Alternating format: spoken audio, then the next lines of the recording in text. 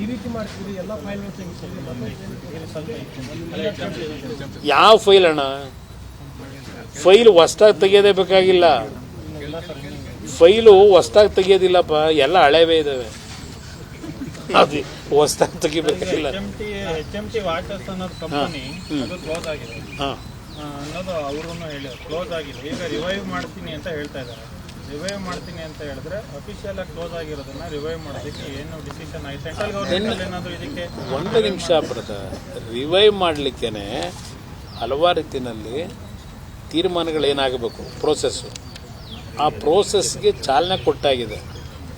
ಇದನ್ನು ರಿವೈವ್ ಮಾಡಲಿಕ್ಕೆ ಡಿಸ್ಇನ್ವೆಸ್ಟ್ಮೆಂಟ್ ಏನಾಗಿದೆ, ದೀಪಂ ಅಂತಕ್ಕಂಥದ್ದು ಒಂದು ನಮ್ಮಲ್ಲಿ ಕೇಂದ್ರ ಸರ್ಕಾರದಲ್ಲಿ ಒಂದು ಇಲಾಖೆ ಇದೆ.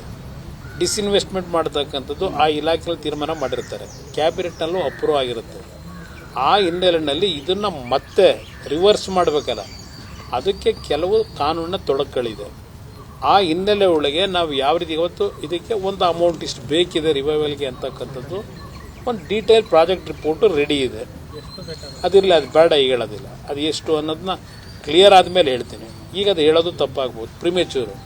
ಇದಕ್ಕೆ ಈಗಾಗಲೇ ಒಂದು ವರ್ಷದಿಂದ ಎಲ್ಲ ರೀತಿಯಲ್ಲಿ ಇದಕ್ಕೆ ಈ ಸಂಸ್ಥೆನ ಉಳಿಸ್ಲಿಕ್ಕೆ, ಪುನಶ್ಚೇತನಗೊಳಿಸ್ಲಿಕ್ಕೆ, ಬರೀ ಬೆಂಗಳೂರದಷ್ಟೇ ಅಲ್ಲ, ಕೇರಳದಿರ್ಬೋದು, ಹೈದರಾಬಾದ್ ಇದನ್ನೆಲ್ಲ ಉಳಿಸ್ಲಿಕ್ಕೆ ಏನು ಮಾಡಬೇಕು ಅನ್ನೋದು ಪೂರ್ಣ ಒಂದು ಮಾಹಿತಿಯನ್ನು ನಾವು ಚರ್ಚೆ ಮಾಡಿ ಆರ್ಥಿಕ ಸಚಿವರಿಗೂ ಕೊಟ್ಟಿದ್ದೇವೆ. ಕೆಲವು ಅಲ್ಲಿಂದ ತೀರ್ಮಾನಗಳಾಗಬೇಕು. ಆ ತೀರ್ಮಾನ ಮಾಡಿಸ್ಲಿಕ್ಕೆ ನಾನು ಇಷ್ಟೆಲ್ಲ ಪ್ರಯತ್ನ ಪಟ್ಟೆ. ಮತ್ತೆ ಭೂಮಿ ಇನ್ನು ಮುಂದೆ ಏನು ಹೈಕೋರ್ಟ್ದಲ್ಲ, ಅದು ಹೈಕೋರ್ಟ್ದಲ್ಲ. ಏನು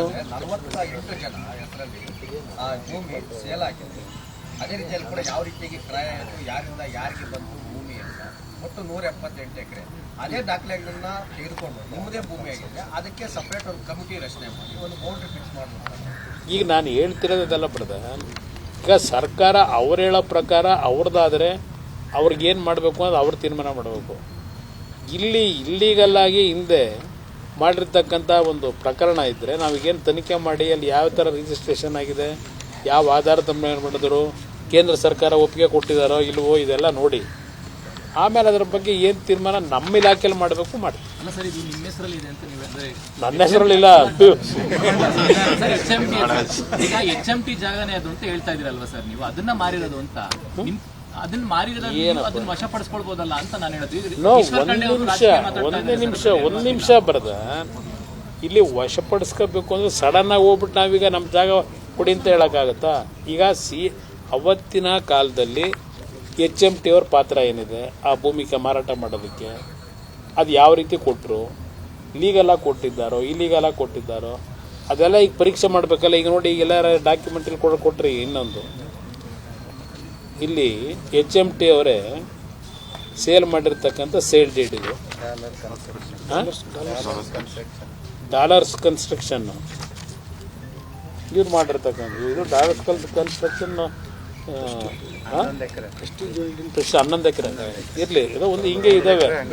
ನಾನು ಇದೆಲ್ಲ ಸಂಪೂರ್ಣ ಹಳೆ ರೆಕಾರ್ಡ್ಗಳು ಏನಿದೆ ತೆಗಿಲಿಕ್ಕೆ ನಮ್ಮ ಅಧಿಕಾರಿಗಳಿಗೆ ಹೇಳ್ತೀನಿ. ಇದನ್ನೆಲ್ಲ ನನಗೆ ಸಬ್ಮಿಟ್ ಮಾಡಿದ ಮೇಲೆ ನಮ್ಮ ಇಲಾಖೆಯಲ್ಲಿ ಅಲ್ಲಿ ನಮ್ಮ ಹೈಯರ್ ಆಫೀಸರ್ಸ್ ಇದ್ದಾರಲ್ಲ, ಕೂತು ಇದನ್ನು ಯಾವ ರೀತಿ ಇದಕ್ಕೆ ಒಂದು ಸೊಲ್ಯೂಷನ್ ಕಂಡುಹಿಡಿಯಬೇಕು. ಸೊಲ್ಯೂಷನ್ ಅಂದರೆ ಲೀಗಲ್ ಮಾಡ್ಕೊಡೋಕ್ಕಲ್ಲ, ಇಲ್ಲಿಗಲ್ ಇದ್ದರೆ ಏನು ಆ್ಯಕ್ಷನ್ ತಗೋಬೇಕು, ರೆಕಮೆಂಡೇಶನ್ ಏನು ಮಾಡಬೇಕು ಪ್ರಧಾನಮಂತ್ರಿಗಳಿಗೆ, ಅದನ್ನು ಪ್ರಾಮಾಣಿಕ ಮಾಡಿ.